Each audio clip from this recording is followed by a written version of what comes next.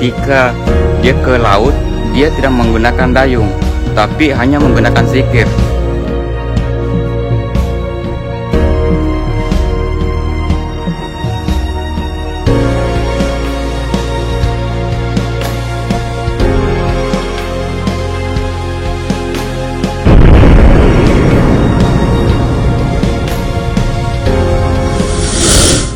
Assalamualaikum warahmatullahi wabarakatuh. Bertemu lagi bersama saya di Mengkar Channel. Dan sekarang saya berada di lingkungan Lona, Kelurahan Celu, Kecamatan Tenitiriatan Timur, Kabupaten Bone. Dan kita akan menelusuri salah satu makam tua yang ada di sini, yaitu makam Janggo Rate. Seperti apa makam dan sejarahnya? Tetap ikuti saya di Mengkar Channel.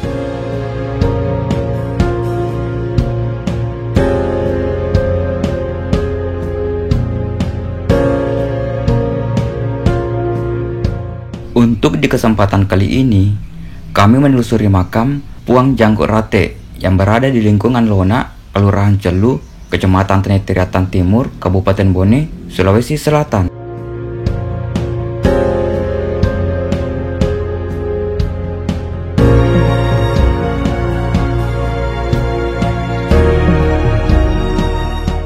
Ya, jadi disinilah makam Puang Janggo Rate. Jadi kita bisa lihat di dalam sini, ini ada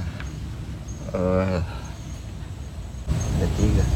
Terus juga ini dipegari oleh aluminium ya, seperti ini kita bisa lihat. Jadi kayaknya di sini setiap saat itu orang datang untuk ziarah di sini, seperti itu. Puang Janggo Rate merupakan sosok yang sangat baik di masa itu. Sehabis dari melaut, beliau selalu membagikan ikannya ke semua rumah yang dia lewati dengan cara menggantung di depan pintu orang tanpa memberitahu kalau dia yang menyimpan ikan.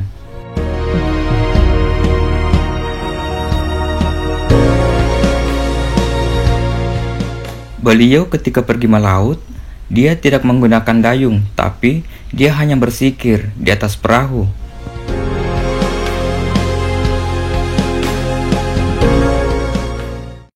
Janggo Rate itu, yang saya tahu turun-temurun itu, Janggo Rate itu tidak jelas ayahnya. Ibunya, konon kabar ada mengklaim bahwa Totipuluh. Makanya ada kuburan Janggo juga di situ, dekat masjid. Ada juga yang mengatakan bukan Totipuluh, tapi dia ibunya itu orang Bajo. Ada pulau di luar itu, bukan pulau sebetulnya, pasir, pasi. Tangkularap Bang. Di daerah Capa Ujung. Oh, Capa Ujung. Ke pasi, di situ berkampung, ada sungai di situ. Sungai dekat Capa Ujung, sungai apa namanya, waduh itu nih. Waktu kuma pengimpa koro sering saya masuk. Di situ berkampung orang Bajo. Makanya di sini pesiarannya banyak suku Bajo. Tapi lebih banyak di sini. Ayahnya sekali lagi tidak jelas ayahnya. Tapi konon kabarnya ibunya selalu melihat seseorang di pembaringannya. Dan itu yang diakui sebagai suaminya.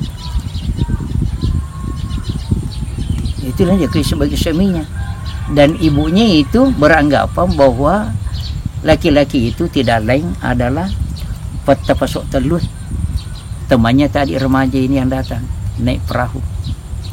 Temannya. Yang orang Arab ini Bang. Ya, orang Arab. Kalau nama aslinya Syekh Abdul Qadir. Syekh Abdul Qadir. Saya tidak berani mengatakan Syekh Abdul Qadir Jailani, tidak berani saya. Tidak berani saya. Dan itu yang membawa kitab sewaktu terdampar di Lonrai. Itu membawa kitab. Ada juga satu yang namanya Syekh Ahmad Kinas. Ada besar kuburannya di sebelah itu. Itulah dikasih tugas oleh yang di dalam ini sebagai petilona Dia tidak mau nama ini tidak mau. Maka yang terpasok terlui itulah yang selalu dilihat dalam mimpi. Sampai hamil perempuan itu, lahirlah Pak Janggo Rate. Sejarahnya itu tersendiri juga. Kalau Pak Prof itu yang dari Makassar masih hidup orangnya, yang memang 2 kali datang kalau tidak salah ingat. Bahkan ada buku-buku pernah diambil dari saya, itu ada 6 lontara buku-buku itu. Dia bawa ke Jakarta, bahkan dikelisekan, dan saya dapat sertifikat sebagai pemelihara buku kuno, dan kelisenya sudah diamankan di Museum Nasional. Kelisenya itu rata-rata catatan dari dalam. Kenapa dikatakan Pak Janggo Rate? Toh? Istilah puannya itu belakangan. Pertama itu gelarnya itu Pak Janggo. Nah, setelah dia remaja sampai dia meninggal itu kerjanya hanya mabele. Toh? Itu yang ada hamparan kurang lebih 1 hektar bahkan sampai lebih, tapi keboron balik. Ya, kalau kena lele rodom, tidak pakai dayung, tidak pakai idayung, tidak pakai layar. Itu saja. La ilaha illallah, la ilaha. Dan keistimewaannya setelah sampai di sana selalu banyak ikan. Tapi yang dia ambil sekedar yang mau dibagi-bagi dengan dimakan. Untuk dimakan kurang lebih mungkin 5 hari. Itu saja. Setelah itu nak buka suruh pintu nafas sumanya balik. Itu adakah orang yang mau begitu? Sekarang justru nak timbak balik supaya dapat banyak tuh. Dia kasih keluar semua. Setelah dikasih keluar pasal lagi, pulang dengan kalimat la ilaha illallah. Itu sampai dikatakan Pak Janggo tuh Rate, karena Rate terus sampai di tempatnya baru pulang lagi. Jadi itu Rate itu bersikir ya. Rate itu gerakan begini, tapi sikirnya la ilaha illallah, itu saja. Makanya di dalam kitab itu dikatakan zikir yang paling utama dan afdal adalah la ilaha illallah. Makanya itu kalau ditahlilkan orang mati itu yang diambil. Iya. Saya dengar juga katanya kalau dari belenya. Ya. Nah, bagikan semua masyarakat.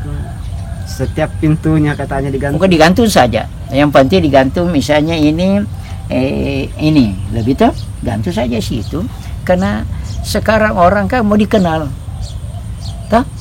Wariki anu. Mungkin enggak, justru dia itu sama dengan hadis Nabi. Kalau memberi tangan kanan, usahakan tidak tahu tangan kiri. Yang penting dia gantung. Tapi masyarakat, makanya lahirlah istilah puang. Karena tidak ada yang bisa menyerupai bagi, tidak menuntut. Orang meneliti, selidiki, ternyata kalau naik perahunya tidak ada dayung, tidak ada layar, itu saja la ilaha illallah. Makanya rata-rata orang pesisir sering syarah kuburannya.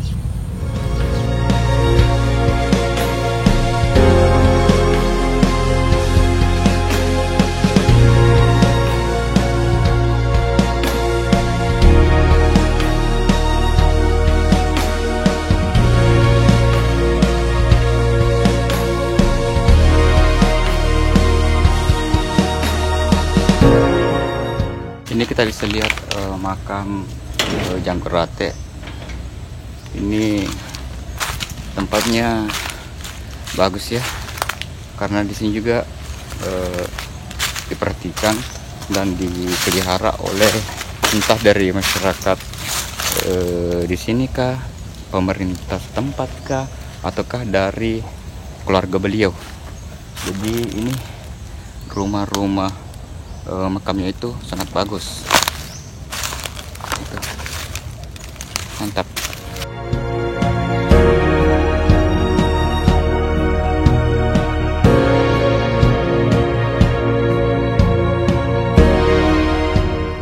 Oke, mungkin cukup untuk konten kali ini. Semoga bermanfaat. Jika ada kesalahan mohon dimaafkan. Tetap ikuti konten-konten kami selanjutnya di channel Bungkar. Mari berwisata sejarah. Assalamualaikum warahmatullahi wabarakatuh. Bye.